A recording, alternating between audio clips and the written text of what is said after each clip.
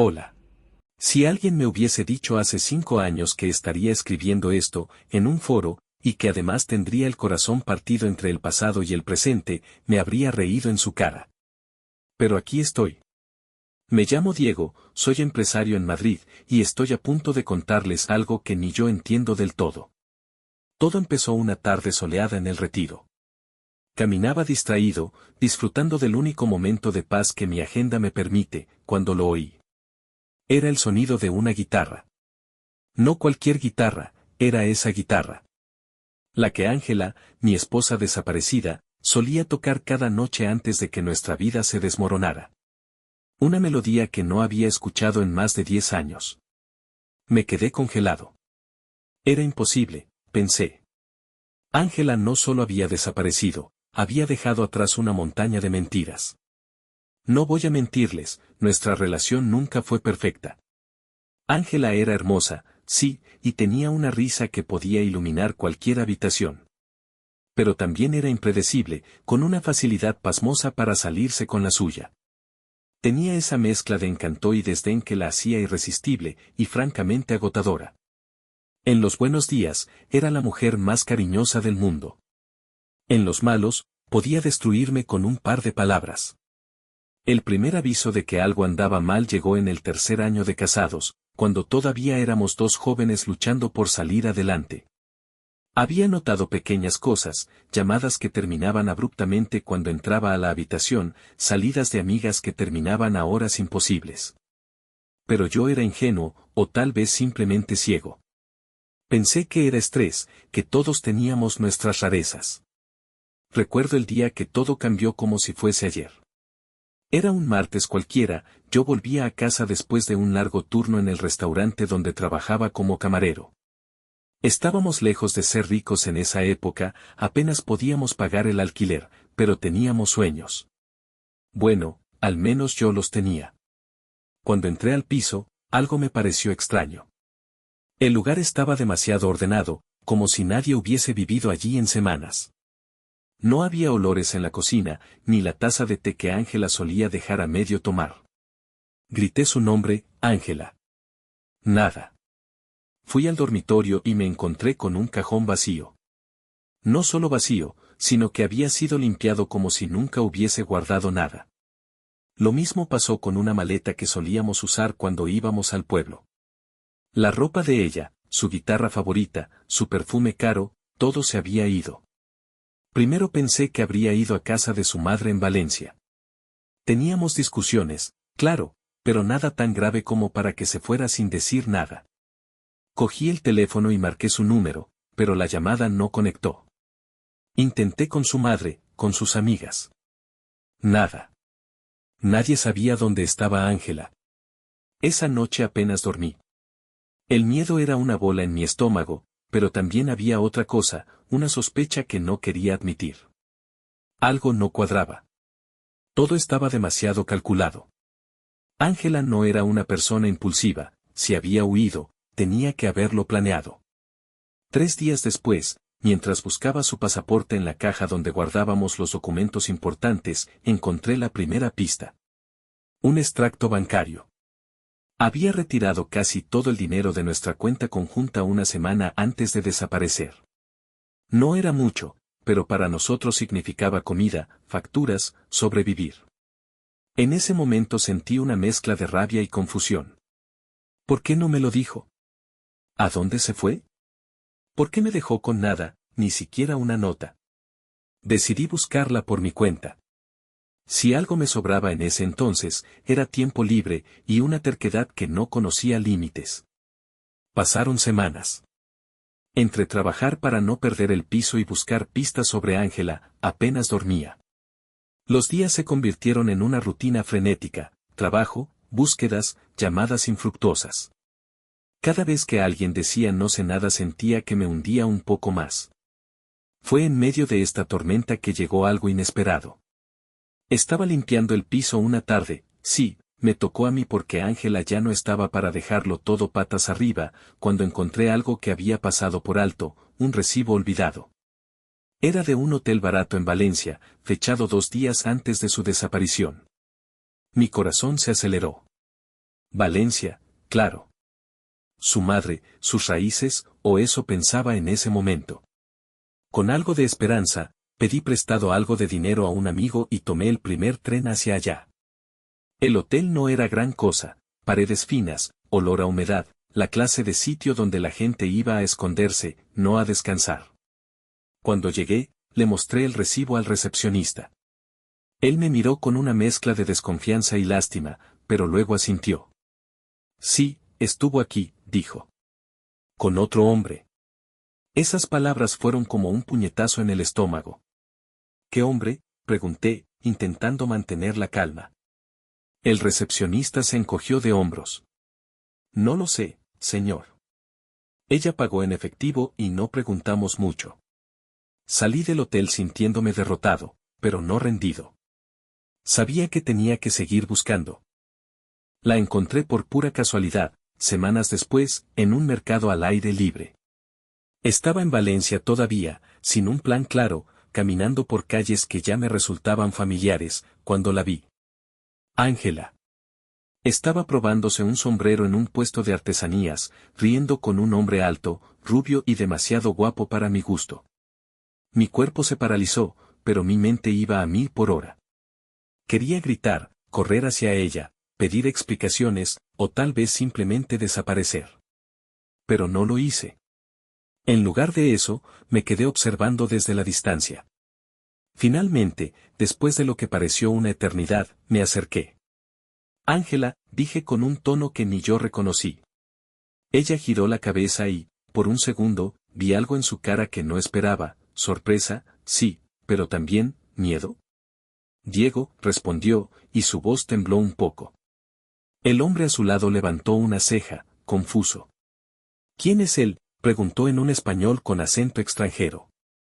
Ángela respiró hondo, como si estuviera eligiendo las palabras cuidadosamente. Es un amigo del pasado, dijo. Un amigo del pasado. Sentí como si me hubieran echado un cubo de agua fría. Amigo, repetí, mirándola directamente a los ojos. ¿Eso soy para ti ahora? Amigo, repetí, sintiendo cómo la rabia se mezclaba con la incredulidad.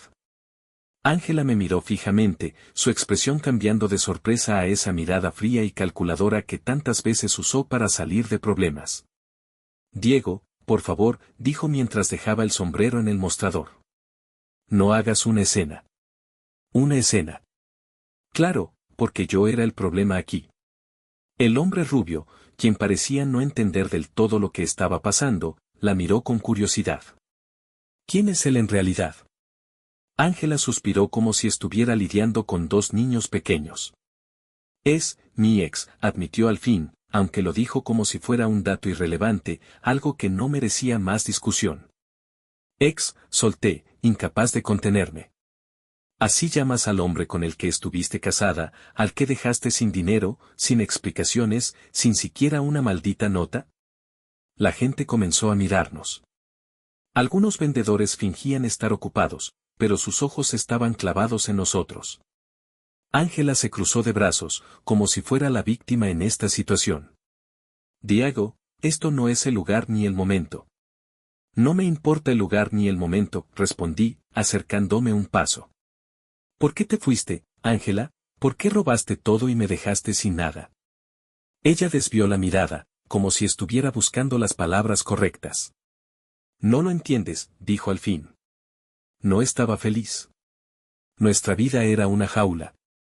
Yo necesitaba algo más, algo diferente. Algo diferente, repetí, sintiendo que mi voz subía de tono. ¿Y tu solución fue huir como una cobarde, mentir, robarme todo y fingir que no existía?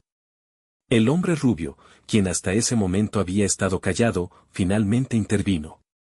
Mira, no sé qué pasó entre ustedes, pero creo que deberías calmarte. Calmarme, le solté, mirándolo directamente. ¿Sabes siquiera quién soy? ¿Sabes lo que hizo esta mujer? Ángela alzó una mano para detenerme. Basta, Diego. Esto no va a cambiar nada. Estoy con él ahora. Lo siento, pero tienes que seguir adelante. Esas palabras me golpearon más fuerte que cualquier grito o insulto. Sentí que todo a mi alrededor se desmoronaba. Sin embargo, sabía que esto no había terminado.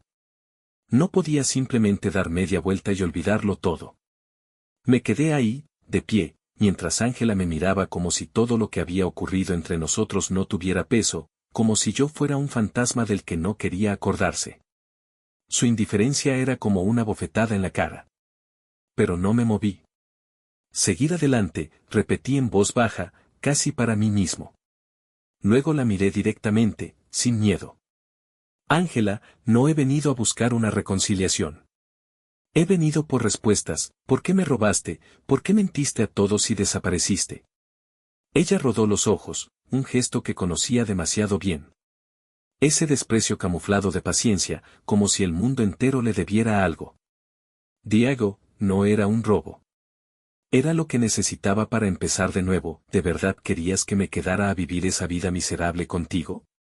Esa frase fue como un cuchillo. Mis manos se cerraron en puños, pero respiré profundo. No iba a darle el espectáculo que esperaba. Miserable o no, era nuestra vida. La construimos juntos, ¿te acuerdas de eso? ¿O eso también era parte de tus mentiras? Ángela entrecerró los ojos. Durante un instante, vi algo en su mirada que no había visto en mucho tiempo, culpa. Pero fue fugaz, reemplazado rápidamente por su actitud altiva. No todo era mentira, dijo. Pero sí, Diego. Te mentí porque sabía que nunca lo entenderías. Siempre fuiste tan simple. El hombre rubio, visiblemente incómodo, le susurró algo al oído, probablemente pidiéndole que se fueran. Pero Ángela levantó una mano, como diciéndole que esperara. No quiero discutir más, añadió. Deberías irte. Todavía no he terminado, le dije, intentando mantener la calma. ¿Dónde está el resto del dinero? Porque no creo que todo se haya gastado en sombreros y hoteles baratos. Ella parpadeó, sorprendida, y luego rió, una risa corta y burlona. ¿El resto del dinero? Diego, no hay resto. Lo gasté todo. Pero tú siempre fuiste un hombre práctico. Seguro que te las arreglaste, ¿no? Mis palabras se atoraron en la garganta. ¿Cómo podía alguien hablar así, después de todo lo que habíamos compartido? Pero algo dentro de mí empezó a cambiar. La rabia, el dolor, la frustración, todo comenzaba a transformarse en algo más. Claridad. Sin decir nada más, la miré un momento más, grabando esa imagen en mi mente, Ángela, el hombre que había reemplazado todo lo que yo fui para ella, y la versión de mí mismo que finalmente estaba listo para avanzar. Sin despedirme, me di media vuelta y comencé a caminar.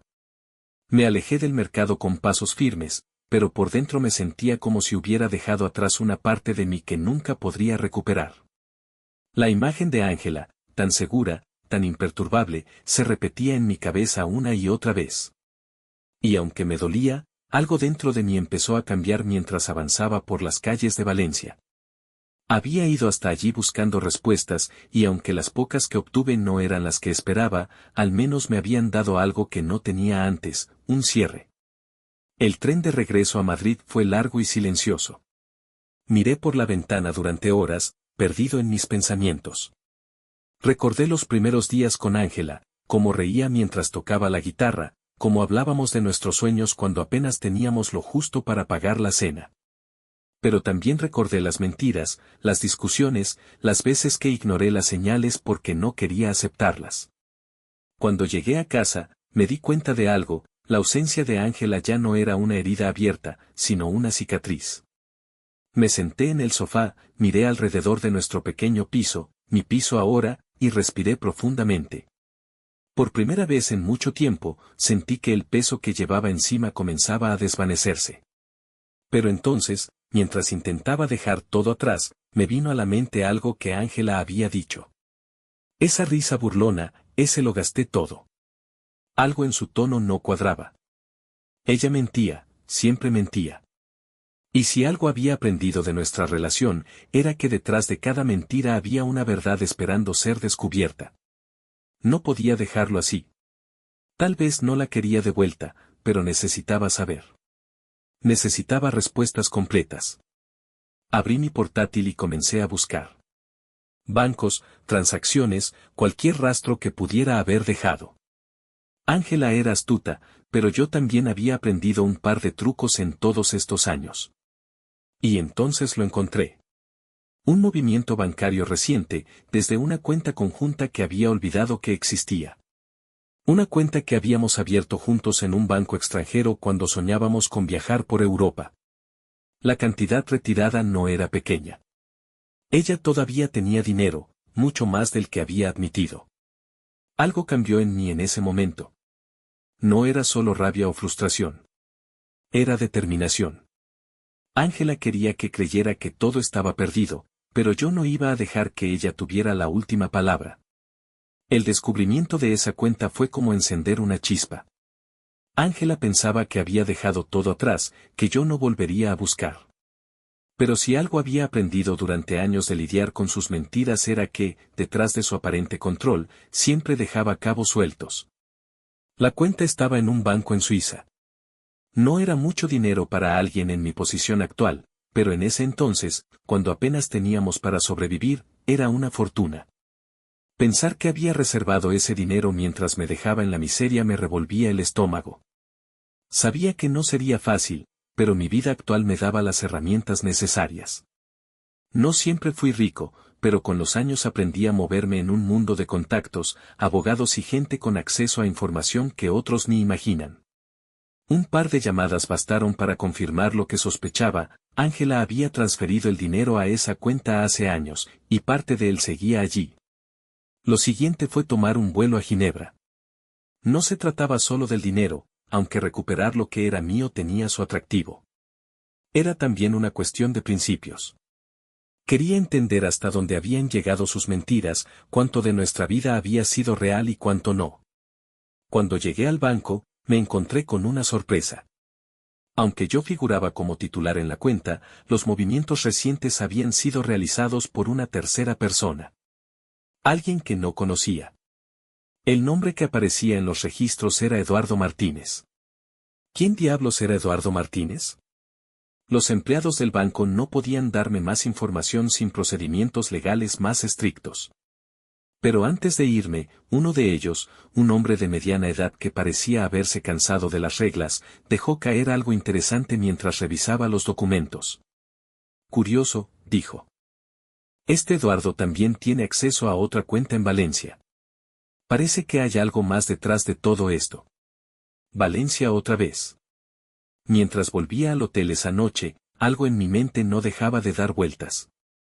Ángela no solo me había mentido a mí, sino que claramente había construido una vida completamente nueva llena de secretos.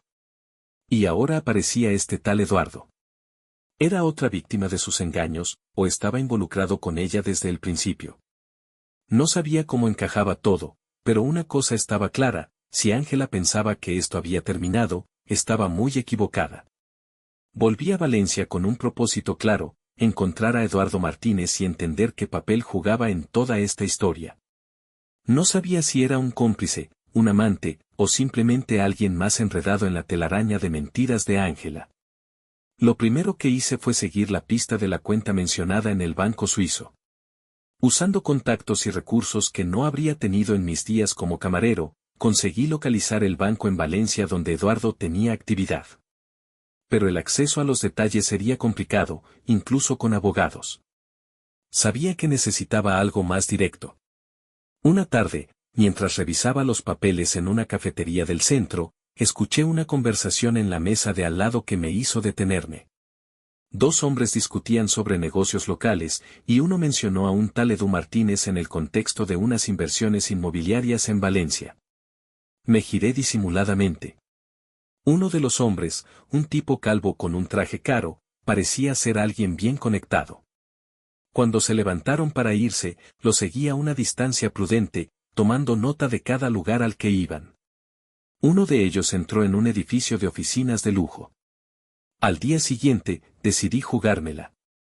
Entré al edificio haciéndome pasar por un posible cliente interesado en invertir en la zona. Cuando pregunté por Eduardo Martínez, la recepcionista me informó que estaba en una reunión, pero que podía esperarlo en la sala común. Y ahí, sentado con un café en la mano, lo vi llegar.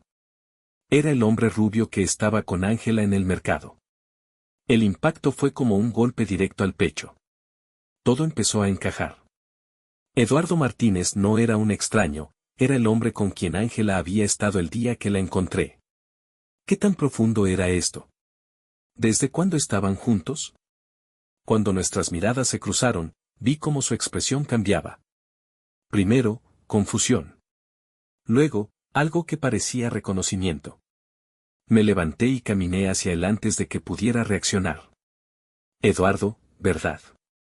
No sé quién eres, respondió con un tono defensivo, pero sus ojos lo traicionaron.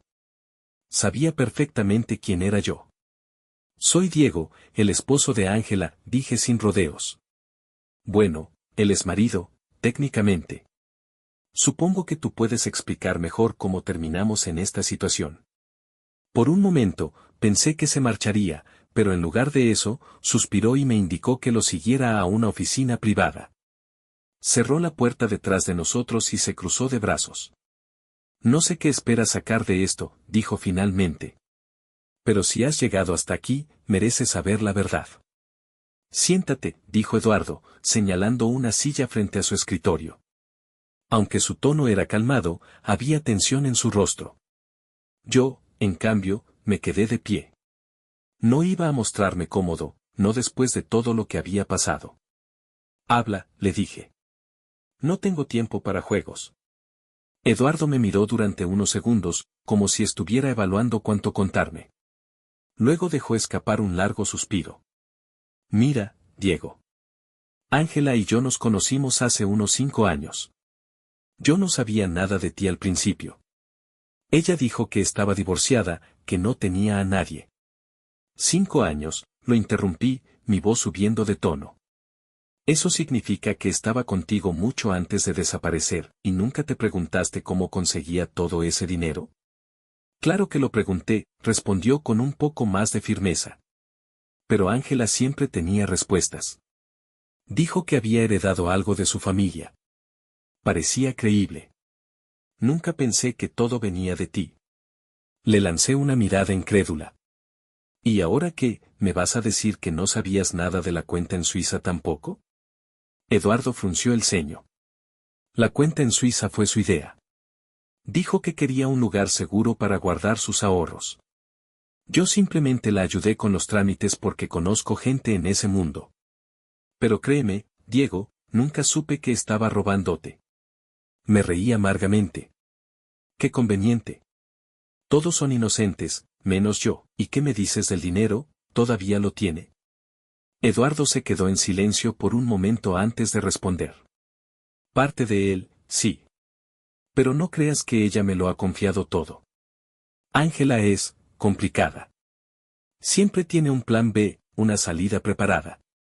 Te diré esto, si viniste buscando justicia, buena suerte. Ella no se deja atrapar fácilmente. ¿Dónde está ahora?, exigí. En algún lugar de Francia, respondió con un tono cansado. No he hablado con ella en meses. La última vez me dijo que estaba buscando algo nuevo, como siempre. Sus palabras hicieron que algo dentro de mí se rompiera, pero también me dieron claridad. Ángela nunca iba a cambiar. Su vida era un constante escapar, una búsqueda interminable de algo que nunca encontraría. Te lo advierto, le dije a Eduardo mientras me levantaba para irme. Si vuelvo a enterarme de que estás ayudándola, no me contendré. Y no será tan simple como una conversación en una oficina. Él no respondió, solo asintió lentamente. Salí de allí con más preguntas que respuestas, pero también con una decisión tomada. No iba a perseguirla más. Había dedicado demasiada energía a alguien que no lo merecía. Lo que me quedaba ahora era reconstruir mi vida, sin Ángela y sin sus mentiras. Salir de esa oficina fue como quitarme un peso de encima y cargar con otro distinto. Ahora sabía la verdad, Ángela nunca fue lo que parecía. Había pasado años enredándome en sus mentiras mientras tejía una vida paralela con Eduardo y quién sabe cuántas personas más.